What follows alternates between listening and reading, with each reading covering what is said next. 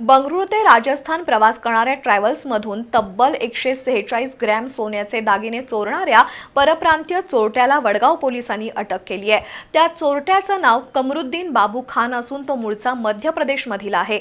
चोरट्याकडून सोन्याचे दागिने आणि गुन्ह्यात वापरलेली क्रेटा कार असा 28,52,000 रुपये किमतीचा मुद्देमाल जप्त करण्यात आलाय।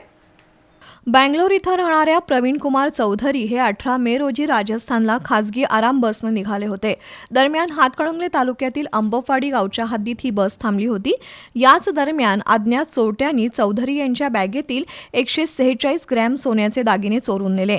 या प्रकरणी वडगाव पोलीस ठाण्यात गुन्हा दाखल झाला होता। सीसीटीव्ही आणि गुप्त माहितीच्या आधारे पोलिसांनी तपास चक्र फिरवली।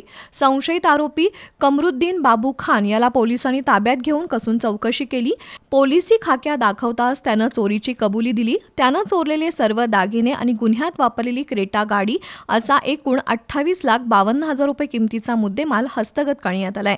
ही कारवाई पोलीस निरीक्षक विजय घेरडे, पोलीस उपनिरीक्षक माधव डिघोळे, गुन्हे शोध पथकातील सहाय्यक फौजदार आसिफ कलायगार, महेश गायकवाड, प्रकाश कांबळे, विजय जाधव, शरद मेनकर, अनिल आटकर, राहुल धोत्रे, लक्ष्मण सावंत आणि शेखर कदम यांनी केली।